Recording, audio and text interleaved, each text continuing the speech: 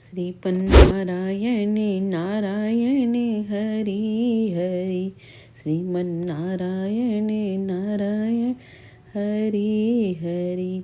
आप सभी श्रोताओं का माँ की धरोहर चैनल पर स्वागत है। आज मैं आपको कार्तिक मास की श्रेष्ठता के बारे में सुनाती हूँ। कार्तिक मास के विषय में एक बार स्वयं ब्रह्मा जी ने नारद से कहा कि कार्तिक मास भगवान विष्णु जी को सदा ही प्रिय है। इस मास में भगवान के निमित्त जो कुछ भी पुण्य कर्म किया जाता है उसका नाश नहीं होता। मनुष्य योनि दुर्लभ है, इसलिए मनुष्य जन्म पाकर इस देह से कार्तिक मास में शुभ कर्म करें, जिस कारण पुनः नीचे न गिरना पड़े।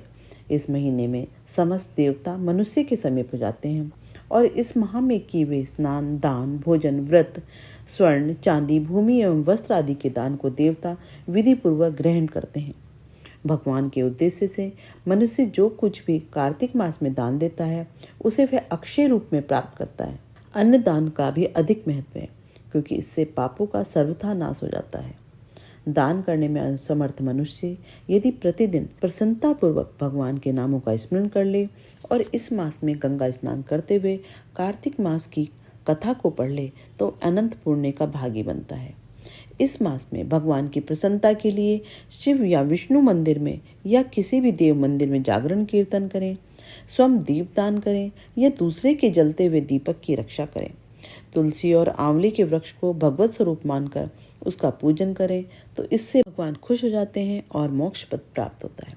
कार्तिक मास में भूमि पर सोने वाले के पाप युगों युगों के लिए नष्ट हो जाते हैं। अरुणोदय काल में जागरण करके या गंगा में या किसी भी जलाशय में गंगा की भावना करके स्नान करने से मनुष्य करोड़ों जन्मों के कल्मशों को धो डालता है। गोविंद गोविंद हरे मुरारे, गोविंद गोविंद मुकुंद कृष्ण, गोविंद गोविंद रथांग पाणे, गोविंद दामोदर माधवेति। इस प्रकार से संपूर्ण कार्तिक मास में प्रतिदिन भगवान का कीर्तन गायन करें। जो मनुष्य प्रतिदिन गीता जी का पाठ करता है उसके समान कोई भी पुण्य नहीं है।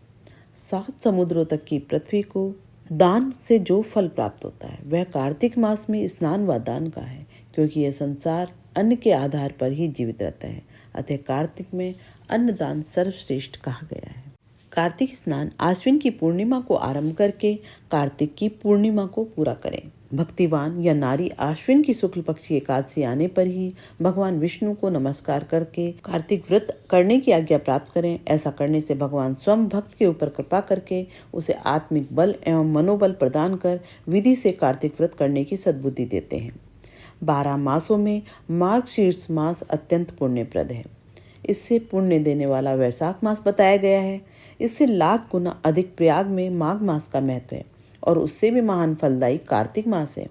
इसका महत्व जल में सर्वत्र एक सा ही है। एक बार जब सब प्रकार के दान, व्रत और नियम तथा दूसरी ओर कार्तिक का स्नान रखकर जब ब्रह्मा जी ने तोला तो कार्तिक स्नान का पलड़ा भारी ही रहा। ये व्रत भगवान श्री कृष्ण को बहुत प्रिय है। आश्विन की पूर्णिमा से लेकर कार्तिक की पूर्णिमा तक भगवान की प्रसन्नता के लिए प्रतिदिन गंगा स्नान करना चाहिए। देवी पक्ष अर्थात आश्विन शुक्ल पक्ष की प्रतिपदा से लेकर कार्तिक कृष्ण चतुर्दशी की महारात्रि आने तक भगवती दुर्गा की प्रसन्नता के लिए स्नान करें। श्री गणेश जी की प्रसन्नता के लिए आश्विन कृष्ण चतुर्थी से लेकर कार्तिक कृष्ण चतुर्थी तक नियम पूर्वक स्नान करें। जो आश्विन शुक्ल पक्ष की एकादशी से लेकर कार्तिक शुक्ल एकादशी तक स्नान करता है उसके ऊपर भगवान जनार्दन अपार प्रसन्न रहते हैं। जो दूसरों के संगतवश या बलात् अनजाने में भी कार्तिक मास में स्नान का नियम पूरा कर लेते हैं उन्हें कभी यम यातना को नहीं देखना पड़ता। कार्तिक मास में तुलसी के पौधे के नीचे श्री राधा कृष्ण की मूर्ति का निष्काम भाव से पूजन करना चाहिए। तुलसी के अभाव में आंवले के वृक्ष के तले पूजा करनी चाहिए। स्नान करने का नियम यह है कि जब 2 घड़ी रात बाकी रहे तब तुलसी की मिट्टी, वस्त्र और कलश लेकर जलाशय या गंगा तट पर जाएं। तब पैर धोकर गंगा आदि नदियों तथा विष्णु और शिव आदि देवताओं का स्मरण करें। फिर नाभि पर्यंत जल में खड़े होकर इस मंत्र को पढ़ें। कार्तिके अहम करिष्यामि प्रातः स्नानम जनार्दन, प्रीत्यर्थम दप देवेश दामोदर मया सह। अर्थात हे जनार्दन देवेश्वर, लक्ष्मी सहित आपकी प्रसन्नता के लिए मैं कार्तिक प्रातः स्नान करूंगी।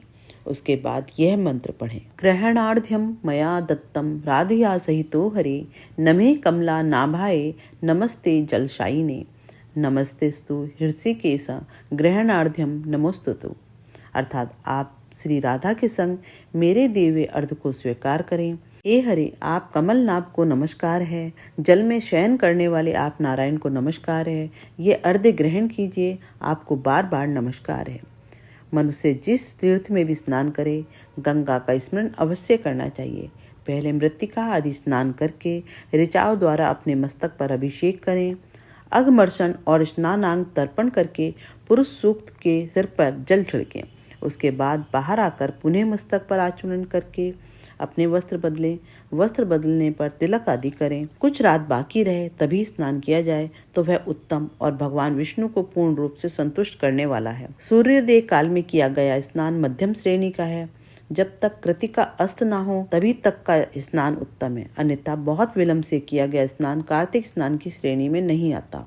स्नान का तत्व जानने वाले मनुष्यों ने 4 प्रकार के स्नान बतलाए हैं। वायव्य, वारुण, ब्राह्म, दिव्य। वायव्य गोधूलि से किया हुआ स्नान वायव्य कहलाता है। वारुण समुद्र आदि के जल में स्नान किया गया तो इसे वारुण कहते हैं। ब्राह्म वेद आदि मंत्रों से उच्चारण पूर्वक जो स्नान होता है उसका नाम ब्राह्म है।